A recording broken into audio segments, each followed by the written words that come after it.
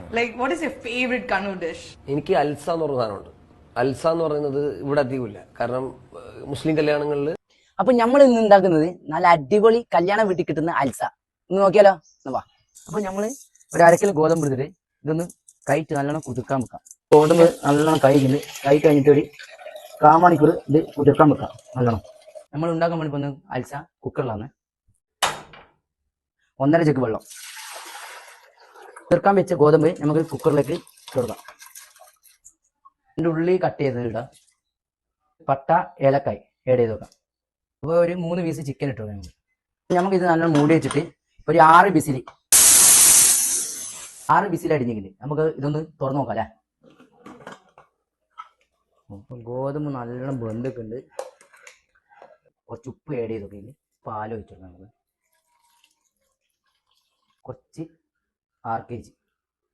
അപ്പോൾ നമ്മൾ ഇതെല്ലാം ഒന്ന് മിക്സാക്കിയിട്ട് നല്ലോണം ഒന്ന് ഇത് അടിച്ചെടുക്കാം. നല്ലോണം ഒന്ന് പൊരിച്ച് വെച്ച ഉള്ളി അണ്ടിപ്പരിപ്പും ഇതൊന്ന് ഇതിൽ ആഡ് ചെയ്ത് നോക്കാം. RKG. നമ്മളെ അടിപൊളി അൽസ റെഡി ആക്കിയിട്ടുണ്ട്. അപ്പോൾ ഇതൊന്ന് കഴിച്ചു നോക്കിയാലേ നമുക്ക്.